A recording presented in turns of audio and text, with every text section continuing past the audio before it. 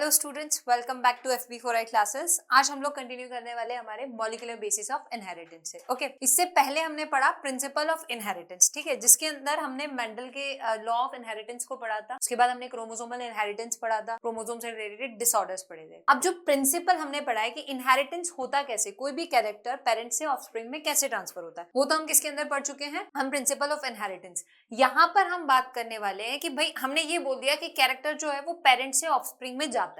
अब कैसे जाता है, कौन सी किस कंपाउंड के अंदर है या कौन से एलिमेंट के अंदर है, किस मॉलिक्यूल के अंदर है कि वो पेरेंट से ऑफस्प्रिंग में चला जाएगा, ठीक है, उसके बारे में हम यहाँ पे स्टडी करने वाले। तो मेजरली इसमें हम हमारे जेनेटिक मटेरियल के बारे में बात। Now what is a genetic material? Genetic material is a compound which stores the information, genetic information या जेनेटिक मेकअप जो है ना, जो स्टोर करके रखेगा, उसको हम क्या बोलेंगे, जेनेटिक मटेरियल। प्लस ये जो जेनेटिक मटेरियल है मोस्ट ऑफ द टाइम क्या रहेगा, कंजर्व्ड रहेगा। एक इंडिविजुअल के अंदर ये कंजर्व्ड रहेगा, but there may be some possibilities of changes जब वो फर्स्ट जनरेशन से दूसरी जनरेशन या फर्दर जनरेशंस में पास ऑन हो। अगर हम बात करें जेनेटिक मटेरियल के लिए तो मेजरली हम 3 टाइप के पढ़ते हैं, जिसमें मेजर तो हमारे 2 ही है, that is DNA and RNA की जो भी जेनेटिक इंफॉर्मेशन है वो किसके अंदर स्टोर रहती है, हमारे DNA और RNA में स्टोर रहती है। अगर हम ह्यूमंस की बात करें तो ह्यूमंस में जेनेटिक मटेरियल क्या है, DNA। सारी इंफॉर्मेशन, जेनेटिक मेकअप, जीनोम जो है वो किसके अंदर स्टोर्ड है, हमारे DNA में। बट कुछ ऑर्गेनिजम्स ऐसे होते हैं जिनके अंदर जो इंफॉर्मेशन है वो किसके अंदर स्टोर्ड होगी, RNA में। जैसे अगर हम बात करें वायरसेस की, तो जब हमने बायोलॉजिकल क्लासिफिकेशन पढ़ा है 11th क्लास का, उसके अंदर हम पढ़ते हैं वायरस, वायरॉइड्स, तो हमने कुछ वायरसेस पढ़े थे जिनके अंदर जेनेटिक मटेरियल क्या है, RNA है। तो उनके अंदर जो भी जेनेटिक कंपोजिशन है, जीनोम की इंफॉर्मेशन है, वो किसके अंदर स्टोर रहेगी, RNA के अंदर। ओके, सो आज की इस लेक्चर में सबसे पहले हम किसके बारे में बात करेंगे, DNA के बारे में बात करेंगे। हम उसके स्ट्रक्चर को देखेंगे, हम उसकी कॉइलिंग देखेंगे, हम उसके पैकेजिंग को देखेंगे। ओके, क्लियर है? सो हम लोग सबसे पहले किसके बारे में बात करेंगे, DNA की। नाउ अब DNA जो है उसको हम क्या बोलते हैं, it's a double helical structure, ठीक है। अब वो डबल हेलिकल स्ट्रक्चर जो है वो बना किससे है, तो वो बना है न्यूक्लियोटाइड्स से। किससे बना है, न्यूक्लियोटाइड्स। अब ये जो नंबर ऑफ न्यूक्लियोटाइड्स है ना, ये नंबर ऑफ न्यूक्लियोटाइड्स हर एक ऑर्गेनिज्म में क्या होते हैं, अलग होते हैं। जैसे फॉर एग्जांपल अगर हम देखें, जो हमारी NCERT में भी मेंशन है, बैक्टीरियोफाज साई 174, इसके पास कितने बेस पेयर्स होते हैं, इसके पास होते हैं 5, 3, 8, 6 बेस पेयर्स। ओके, अगर अपन बैक्टीरियोफाज लैम्बडा की बात करें, बैक्टीरियोफाज लैम्बडा की बात करें, तो इसके पास होते हैं कितने, 48502। कितने होते हैं, 48502 बेस पेयर्स, ठीक है।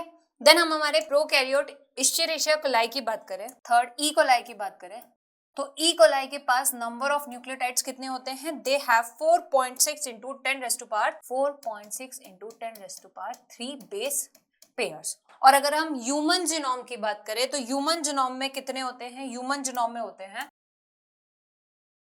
6.6 into 10 raise to power 9 base pairs, ठीक है। तो इन बेस पेयर्स पे या न्यूक्लियोटाइड्स पे डिपेंड करेगा कि किसी भी DNA की लेंथ जो है वो कितनी होगी, छोटा है, बड़ा है, वो किस पे डिपेंड करेगा, इस पे डिपेंड करेगा। अब ये जो न्यूक्लियोटाइड है या जो हमारा मेजर DNA जो है ना, उसके अंदर मेजर 3 कंपोनेंट्स होते हैं। एक होता है हमारा नाइट्रोजनस बेसिस, दूसरा होता है हमारा पेंटोज शुगर और तीसरा होता है हमारा फॉस्फेट ग्रुप, ठीक है। नाइट्रोजनस बेसिस में कौन से आते हैं, हमारे नाइट्रोजनस बेसिस में आते हैं प्यूरिन्स और पिरिमिडिन्स। नाउ प्यूरिन्स में कौन है, प्यूरिन्स में है हमारे एडेनिन और ग्वानिन, ठीक है। प्यूरिन में कौन सा आता है, एडेनिन और ग्वानिन।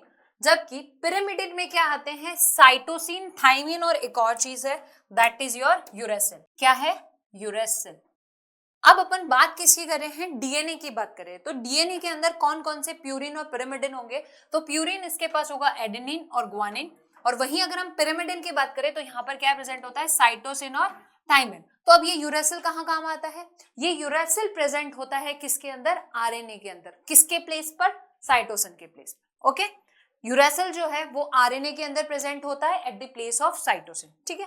अब अगर आप स्ट्रक्चर देख सकते हैं तो यहाँ पर देखिए, यहाँ पर कितने टोटल 6 है, एक ही रिंग है, तो इसके अंदर कितने मेंबर रहेंगे, ये 6 मेंबर रहेंगे। वहीं अगर हम प्यूरिन्स की बात करें तो ये कैसी है, 9 मेंबर रिंग्स है, क्लियर है। ये तो किसकी बात हो गई, नाइट्रोजिनस बेसिस। तो हमारे पास मेजरली 5 नाइट्रोजिनस बेसिस है, adenine, guanine, cytosine, thymine and uracil. Depending DNA है या आरएनए है, साइटोसिन और यूरेसिल जो है वो वेरी करेगा। ओके, आई बात समझ में। अब अपन बात करते हैं, नेक्स्ट है पेंटोज शुगर। पेंटोज शुगर जो है वो 2 टाइप की होती है, एक हमारा है डीऑक्सीराइबोज शुगर और दूसरी होती है ribose sugar.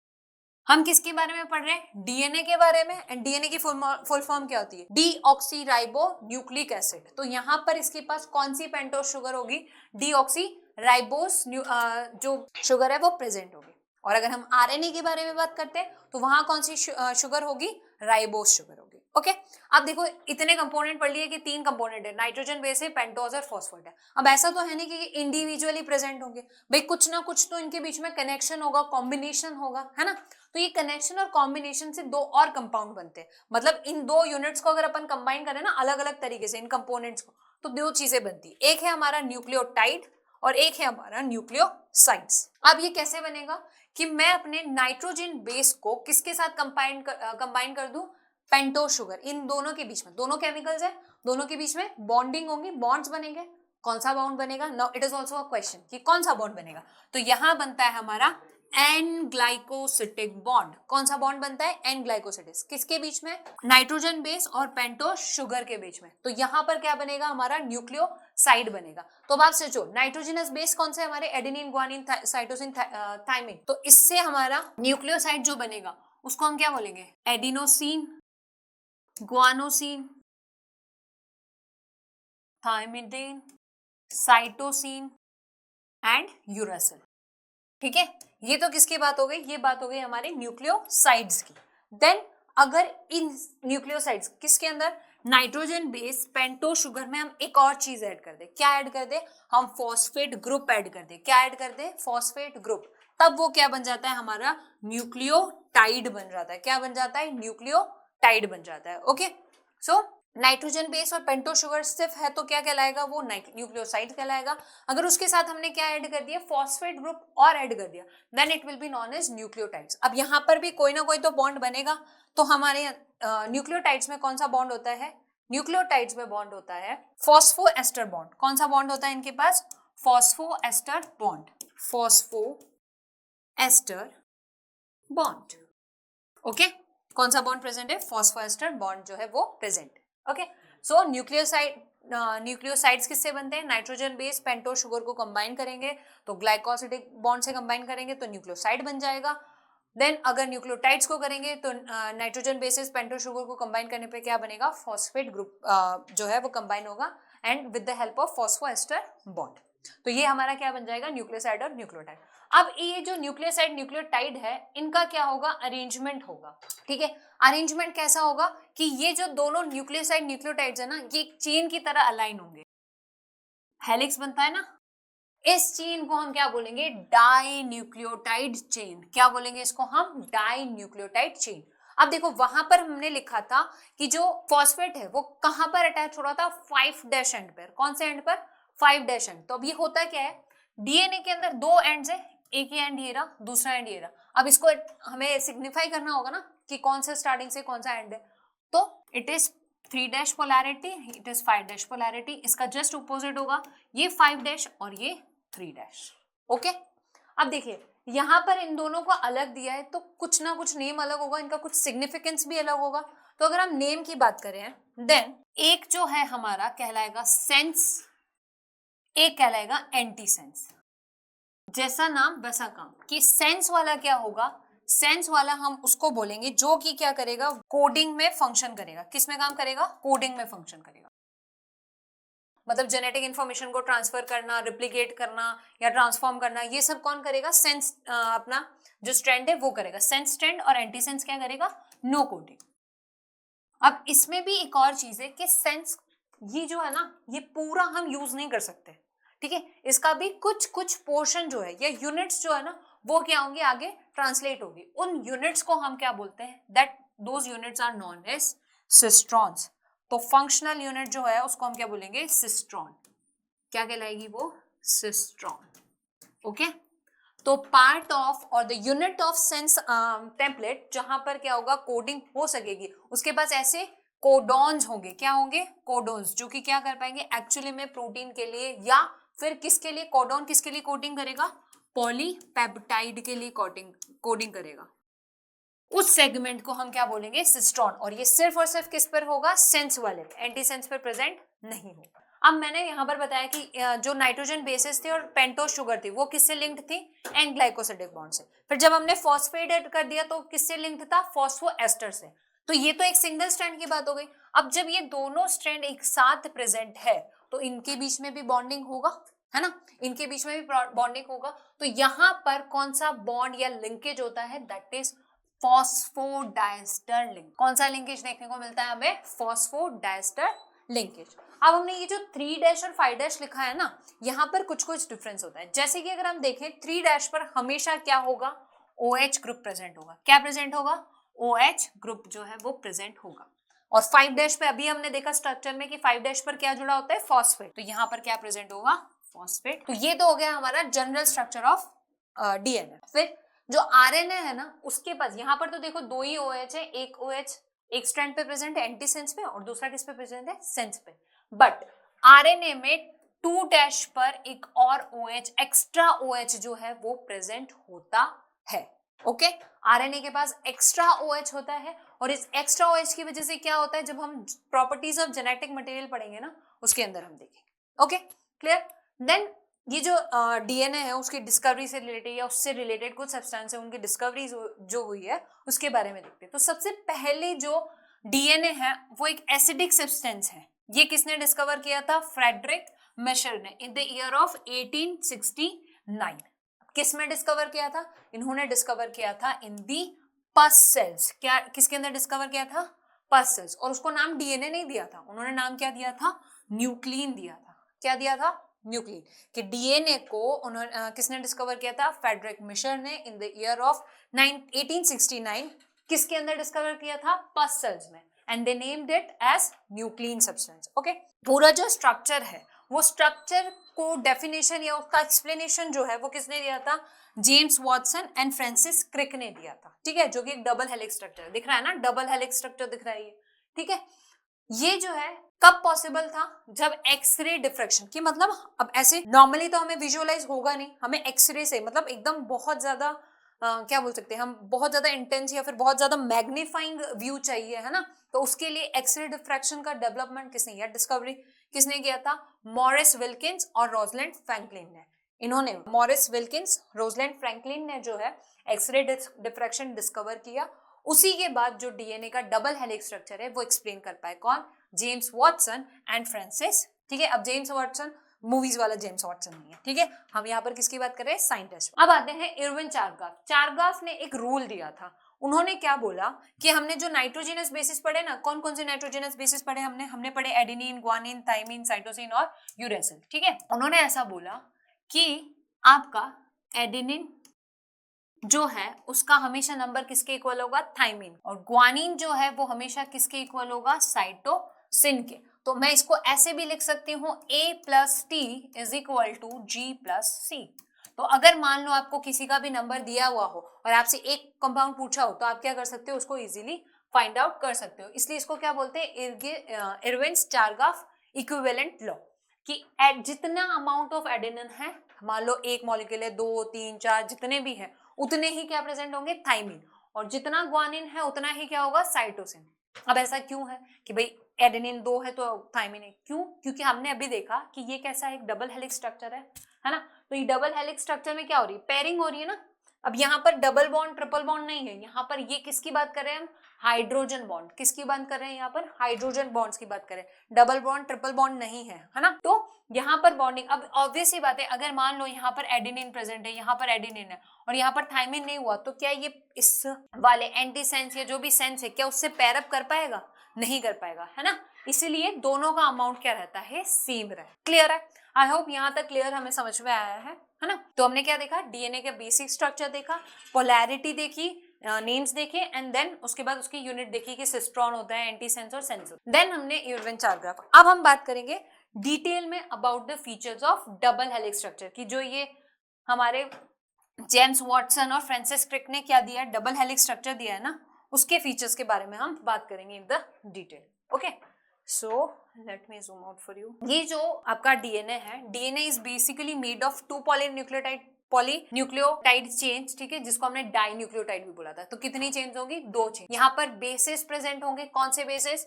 Adenine, thymine, cytosine and guanosine, ठीक है, adenine, thymine, cytosine and guanine. Then इसका जो बैकबोन है, बैकबोन मतलब कि ये जो अटैचमेंट है, ये अटैचमेंट किससे है? ये इससे है, शुगर फॉस्फेट बैकबोन। यहाँ पर अभी अपन ने पढ़ा ना, डीऑक्सीराइबोज शुगर होती है और यहाँ पर फॉस्फेट होता है। तो यहाँ पर जो बैकबोन है या जो सपोर्टिंग स्ट्रक्चर है वो क्या है इनका? Sugar plus phosphate. ये दोनों कंबाइन होकर क्या बनाएगा? उसका बैकबोन स्ट्रक्चर, सपोर्ट स्ट्रक्चर बनाएगा। ओके, इनके पास क्या है? Anti sense polarity. Anti sense polarity का मतलब मैंने आपको बताया था कि अगर मैं इसे 3' कंसीडर करती हूँ और इसे 5' कंसीडर करती हूँ, देन इसके साथ जो स्ट्रैंड है उसका ये वाला एंड क्या कहलाएगा? 5' एंड इस एंड को हम क्या बोलेंगे? 3'। तो ये कैसा हो गया? एंटी सेंस पोलैरिटी हो गया। Okay, clear. देन उसके बाद इनके बीच में हाइड्रोजन बॉन्डिंग्स होती है, एडेनिन और प्यूरिन्स और पिरिमिडिन्स की, जैसे हमने देखा इन दोनों के बीच में डबल होंगे, 2 हाइड्रोजन बॉन्ड्स होंगे, इनके बीच में ट्रिपल हाइड्रोजन बॉन्ड जो है वो प्रेजेंट होता है। ओके, देन ये जो कॉइलिंग है ना, ये वाला कॉइलिंग कैसा है? राइट हैंडेड कॉइलिंग है, कि मतलब इस तरीके से राइट हैंडेड, इस तरीके से ये कॉइल हो रहा है। ओके, लेफ्ट हैंडेड भी होते हैं। अब राइट में भी कुछ और अलग स्ट्रक्चर्स है, मतलब ABCD ZY ऐसे सारे स्ट्रक्चर्स है, ठीक है। तो यहाँ पर हम किसके, हमारी एनसीईआरटी में किसके बारे में दिया हुआ है? हमारी एनसीईआरटी में राइट हैंडेड कॉइलिंग स्ट्रक्चर के बारे में दिया है, जो कि हमारा कौन सा डीएनए है? ZDNA है। कौन सा डीएनए है? ZDNA, ठीक है। अब यहाँ पर अपन डिस्टेंसेस की बात करें कि देखो ये एक बेस पेयर है। फॉर एग्जांपल हम कंसीडर करते हैं यहाँ पर A है, ये T है, दूसरा है हमारा G और ये C। इन दोनों के बीच का जो डिस्टेंस है ना वो कितना है? 3.4 एंगस्ट्रॉम। कितना है ये? 3.4 एंगस्ट्रॉम है। तो एक दो बेसिस के बीच में कितना है? 3.4 एंगस्ट्रॉम है। तो यहाँ पर मान लो एक टर्न में कितने हैं? 10 बेस पेयर्स है। तो कितना हो जाएगा डिस्टेंस? 0.34 एंगस्ट्रॉम। कितना हो जाएगा? 0.34 एंगस्ट्रॉम हो जाएगा। वहीं अगर पूरे टर्न की बात करूं कि इस पूरे टर्न में कितने होंगे, तो इस पूरे टर्न में होंगे का डिस्टेंस कितना होगा? 34 एंगस्ट्रॉम होगा। दो में कितना है? 3.4 है। एक एक इंडिविजुअल में बात करेंगे तो 0.34 है, और पूरे ग्रूव की बात करेंगे, पूरे टर्न की बात करेंगे तो कितना आएगा? 34 एंगस्ट्रॉम आएगा। यहाँ पर यू कैन सी कि ये जो है ये बड़ा कॉइल है, तो इसको हम क्या बोलेंगे? Major groove. क्या बोलेंगे इसको? मेजर। वहीं हम इस स्मॉल टर्न की बात करें, ये एक छोटा सा टर्न है, इस छोटे से टर्न को हम क्या बोलेंगे? Minor grooves. क्या बोलेंगे इसे हम? माइनर ग्रूव्स बोलेंगे। Okay, clear. Major groove and minor grooves. Then cistron क्या होता है वो हम ऑलरेडी पढ़ चुके। तो ये तो बात हो गई इंडिविजुअल डीएनए की। देन अब मैंने आपको बताया कि वेरियस टाइप्स ऑफ डीएनए जो होते हैं वो प्रेजेंट होते हैं, जैसे कि लीनियर डीएनए हो गया, सर्कुलर, राइट हैंडेड और लेफ्ट हैंडेड। लीनियर डीएनए मतलब फ्री एंड, जिसके 5' और 3' क्या फ्रीली है, वो किसके अंदर प्रेजेंट होते हैं? इन दी यूकैरियोट्स। वहीं प्रोकैरियोट में कैसा होता है? सर्कुलर। हम बोलते हैं ना प्लाज्मिड डीएनए, सर्कुलर डीएनए, है ना। तो वो किसके अंदर प्रेजेंट होता है? इन दी प्रोकैरियोट्स। फिर मैंने आपको बताया डिपेंडिंग कि जो हेलिक्स किस वे में रोटेट हो रहा है, दो तरीके से हो सकता है, एक होता है राइट हैंड और एक होता है लेफ्ट हैंड। तो राइट हैंड में कौन सा आएगा आपका? A B C और D, एंड लेफ्ट में कौन सा आएगा आपका? ZDNA, जिसको किसने डिस्कवर किया था? Alexander rich. और हम लोग पढ़ रहे हैं B DNA के बारे में। Okay, not Z, we are studying about the B DNA, ठीक है। अब देखिए हमने पढ़ा कि इतने सारे बेस पेयर्स होते हैं। कितने हमने देखा था बेस पेयर्स कितने होते हैं? 6.6 इंटू 10⁹ बेस पेयर्स प्रेजेंट होते हैं, ठीक है। अब इतना अगर बेस पेयर्स है और मैंने बोला कि ये इसकी लेंथ को डिफाइन करता है, तो अगर इंडिविजुअली अरेंज करेंगे तो कितना मीटर्स में हो जाएगा डीएनए लेंथ, और हमारी हाइट तो मीटर्स में होती नहीं है, ठीक है। तो ये कैसे पॉसिबल है? इतना मीटर बड़ा लेंथ का डीएनए जो है वो हमारी इतनी सी बॉडी में कैसे कंस्ट्रक्ट हो जाता है, या फिर इतनी सी सेल में कैसे हो जाता है? तो वो किसकी वजह से होता है? Due to the packaging of DNA. किसकी वजह से होता है? पैकेजिंग ऑफ डीएनए की वजह से, ठीक है। अब देखिए ह्यूमन डीएनए की लेंथ कितनी होती है? 0.34 nm, और इकोलाई या फिर आपकी प्रोकैरियोट की कितनी होती है? 1.36 nm, जबकि इनके पास, सबके पास बहुत ज्यादा अमाउंट में क्या प्रेजेंट होता है? बेस पेयर्स प्रेजेंट होते हैं। अब कैसे है? हम दोनों की पैकेजिंग देखेंगे, यूकैरियोट की भी देखेंगे और प्रोकैरियोट की भी देखेंगे, ठीक है। प्रोकैरियोट की बात करें तो प्रोकैरियोट में बहुत ज्यादा कॉइलिंग हो जाती है, बहुत ही ज्यादा, सिंपली बहुत ज्यादा। यू कैन सी ये एक ही सिंगल डीएनए बट इसके अंदर कितनी सारी कॉइलिंग प्रेजेंट है। तो क्या इसे हम सुपर कॉइल्ड स्ट्रक्चर्स बोल सकते हैं? ये क्या है? एक सुपर कॉइल्ड स्ट्रक्चर्स है। ये सुपर कॉइल्ड स्ट्रक्चर्स में कुछ कुछ स्पेसेस पर वी हैव प्रोटीन्स। हमारे पास क्या प्रेजेंट होते हैं? प्रोटीन्स प्रेजेंट होते हैं। अब ये कौन से प्रोटीन्स होंगे? ये होंगे हमारे हेटेरोक्रोमेटिन प्रोटीन, क्रोमेटिन प्रोटीन, एंड होंगे हमारे पास पॉलीअमाइंस, पॉलीअमाइंस। क्यों ऐसा प्रोटीन और ये इसकी जरूरत क्यों पड़ रही है? Because DNA is negatively charge, ये कैसे हैं? Positively charge. तो ऑब्वियसली बात है नेगेटिव और पॉजिटिव दोनों साथ में आएंगे तो जल्दी क्या हो जाएंगे? ये कॉइल्ड हो जाएंगे या पैक हो जाएंगे। तो ये तो किसकी बात हुई? प्रोकैरियोट। अच्छा, इस पूरे कॉइल्ड स्ट्रक्चर को हम क्या बोलेंगे? We will call it as nucleoid. क्या बोलेंगे इसको? हम न्यूक्लियोइड बोलेंगे। ओके, ये तो बात थी प्रोकैरियोटिक डीएनए की। देन हम बात करते हैं यूकैरियोटिक डीएनए। अब यूकैरियोटिक डीएनए तो थोड़ा डिफरेंशिएटेड है एज कंपेयर टू प्रोकैरियोट। तो यहाँ पर हमें किसकी जरूरत पड़ेगी? मेजर प्रोटीन्स की जरूरत पड़ेगी। So we have the proteins which are used for the coiling of DNA, उसको हम क्या बोलते हैं? Histone proteins. क्या बोलते हैं उनको? हिस्टोन प्रोटीन्स, जो कि किसके अंदर रिच है? कौन से अमीनो एसिड्स में रिच है?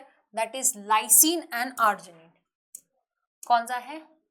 Lysine and arginine. Okay, lysine और आर्जिनिन में जो है वो रिच है।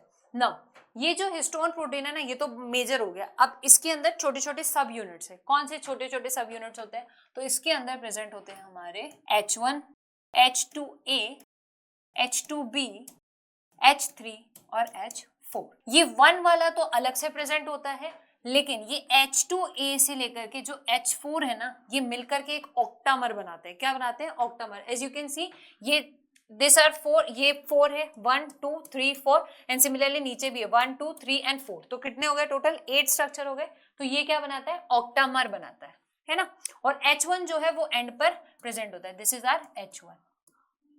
तो ये जो है ये पूरा एक स्ट्रक्चर। अब यहाँ देखो, दिस यू कैन सी ये क्या है? ये है हमारा डीएनए। ये जो डीएनए है ये कंप्लीटली इस प्रोटीन के पास पर क्या है? प्रोटीन के ऊपर क्या है? पूरी तरह से कॉइल्ड है, ठीक है। अब ये जो स्ट्रक्चर बन रहा है ना, कि यहाँ पर देखो ये बिड्स है, इसके ऊपर ये लाइन बनी हुई है, ठीक है। तो हम इसको क्या बोलते हैं? Beads on string structure. कैसा बोलते हैं? ये स्ट्रिंग है, ये पतली सी एक स्ट्रिंग है जो कि किसके ऊपर प्रेजेंट है? बिड्स पर प्रेजेंट है। ये पूरा structure will be known as nucleosome. कि protein plus DNA, histone protein plus DNA is known as nucleosome. किसको बोलेंगे? H1, H2, H2A, H2B, H3 and H4 along with the DNA, then it is known as nucleosome. क्या बोलेंगे उसको हम? Nucleosome. अब ये तो एक ही बात हो गई, ऐसे बहुत सारे न्यूक्लियोसोम्स अटैच्ड होंगे तभी जाके अपना पूरा जो डीएनए है वो कॉइल्ड हो पाएगा। तो ये एक न्यूक्लियोसोम यूनिट हो गया, ये न्यूक्लियोसोम यूनिट 1 हो गया, ये न्यूक्लियोसोम यूनिट 2 हो गया। अब इन दो के बीच में क्या होगा? डीएनए इनको अटैच करेगा, दोनों यूनिट्स को अटैच करेगा। ऐसे बहुत सारे यूनिट्स होंगे ना, ऐसा तो है नहीं ये एक इसके अराउंड रैप कर दिया तो फिर उसको बीच में से कट कर देंगे फिर दूसरे को स्टार्ट करेंगे, नहीं। वो एक ही डीएनए जो है वो न्यूक्लियोसोम्स के अराउंड क्या रहेगा? रैप्ड रहेगा। तो ये जो पोर्शन है, इस पोर्शन को हम क्या बोलेंगे? Linker DNA. क्या बोलेंगे इसे हम? Linker DNA. क्लियर? अब ये तो बन गया हमारा nucleosome. Then after that nucleosome जो है वो फर्दर और ज्यादा कॉइल्ड होगा और वो क्या बनाएगा? हमारा बनाएगा क्रोमेटिन फाइबर बनाए हैं। अब ये जो क्रोमेटिन फाइबर है ये फर्दर कॉइलिंग होकर के क्या बनाएंगे? हमारा कंप्लीट क्रोमोसोम जो है वो कंप्लीट होगा। सो इस तरीके की सुपर कॉइलिंग होकर के हमारा क्रोमोसोम स्ट्रक्चर जो है वो बनता है। ओके, एंड हमारा डीएनए जो है वो फाइनली इन पैकेज स्टेट में पहुंच जाता है। अब यहाँ पहले तो हमने कौन से पढ़े? हिस्टोन प्रोटीन्स के बारे में पढ़े। अब हमारे डीएनए के साथ जो अटैच होते हैं उनमें से कुछ नॉन हिस्टोन प्रोटीन्स भी होते हैं जो कि हायर डीएनए पैकेजिंग में हेल्प करते हैं। और इसके टाइप्स क्या होते हैं? ये स्ट्रक्चरल हो सकते हैं, रेगुलेटरी हो सकती है और फंक्शनल हो सकते हैं। ओके, डिपेंडिंग कि इनकी पैकेजिंग कैसी हुई है, ये जो है ना, ये क्या होता है, इनकी स्टेनिंग और पैकेजिंग को हम फर्दर डिवाइड कर सकते हैं। ठीक है, जैसे अगर हम बात करें यूक्रोमेटिन की, तो यहां पर ये क्या होंगे? डेंसली लूजली पैक्ड होंगे। कैसे होंगे? लूजली पैक्ड होंगे। अब लूजली पैक्ड होंगे तो अगर हम देखेंगे इनकी स्टेनिंग करेंगे तो हमें कैसा दिखेगा, लाइट स्टेनिंग।